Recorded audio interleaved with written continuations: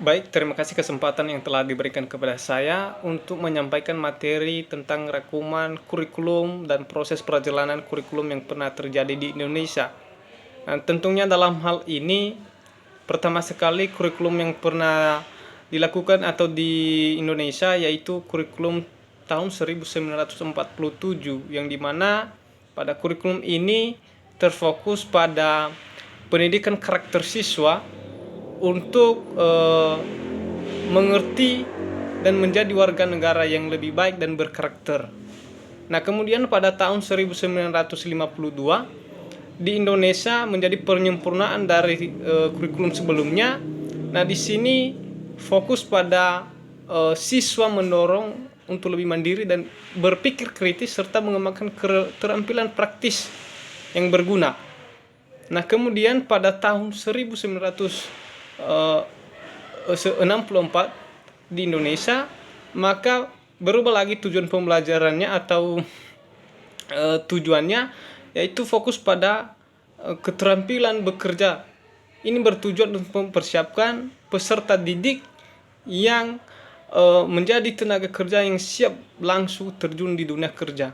Nah, kemudian pada tahun 1975 di Indonesia terjadi lagi perubahan. Kurikulum ini bertujuan agar siswa dapat memperkenalkan konsep baru dalam sistem pendidikan yang berorientasi pada metode dan efisiensi dalam proses pembelajaran.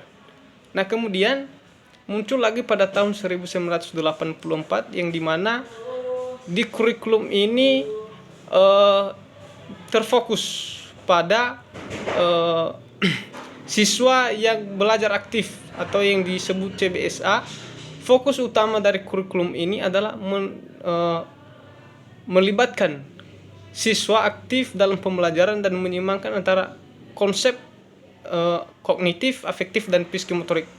Nah, kemudian muncul lagi pada tahun 1994 penyempurnaan dari kurikulum sebelumnya.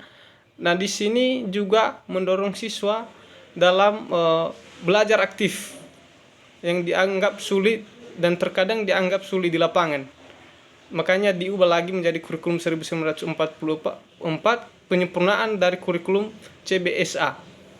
Kemudian muncul lagi pada tahun 2004 di Indonesia. Kurikulum ini berbasis kompetensi yang dimana pembauran dari kurikulum sebelumnya.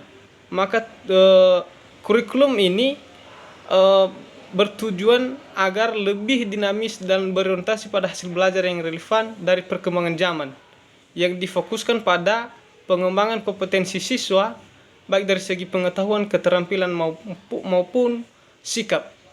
Nah, kemudian pada tahun 2013 muncul kurikulum 2013 di Indonesia, penyempurnaan dari kurikulum sebelumnya yaitu kurikulum 2016 dengan tujuan menciptakan pembelajaran yang interaktif, berpusat pada siswa dan relevan dengan tuntutan zaman. Nah, kemudian yang kita tahu sekarang adalah tahun 2024 muncul lagi kurikulum merdeka, yang dimana kurikulum merdeka ini bertujuan memberikan yang lebih banyak kebebasan kepada guru dan sekolah dalam pengelolaan proses pembelajaran serta memberikan fleksibilitas kepada siswa dalam memilih mengeksplorasi bidang yang diminati. Nah, tentunya dalam hal ini kita tahu bahwa dari zaman ke zaman proses pembuatan kurikulum ini menjadi adanya evaluasi dari sebelumnya, maka dengan itu dibentuk lagi kurikulum baru.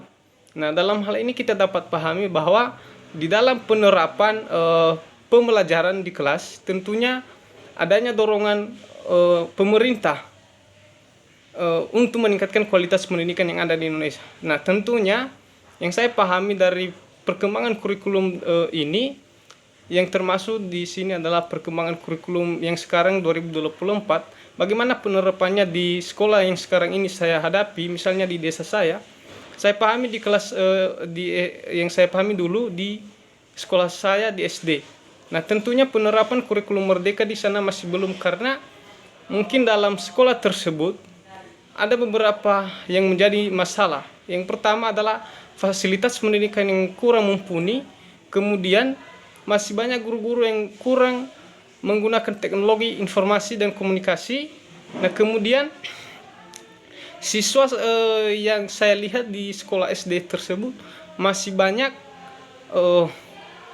siswa-siswa yang belum bisa membaca.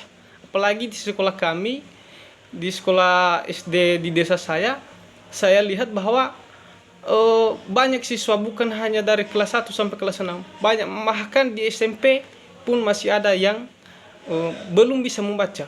Nah, hal ini menjadi tantangan bagaimana proses penyesuaian kurikulum ini di dalam proses pembelajaran. Tentunya ini menjadi sebuah tantangan bagi kita seorang guru profesional dalam menerapkan pembelajaran yang berpusat pada siswa dan memberikan kebebasan, tapi siswa juga harus mampu membaca. Bagaimana nantinya mereka dapat memahami suatu konsep dalam pembelajaran tanpa bisa membaca. Nah, untuk itu adalah satu masalah yang bisa kita pecahkan nantinya menjadi seorang guru profesional. Mungkin itu saja yang bisa saya sampaikan dalam rangkuman ini. Sekian dan terima kasih.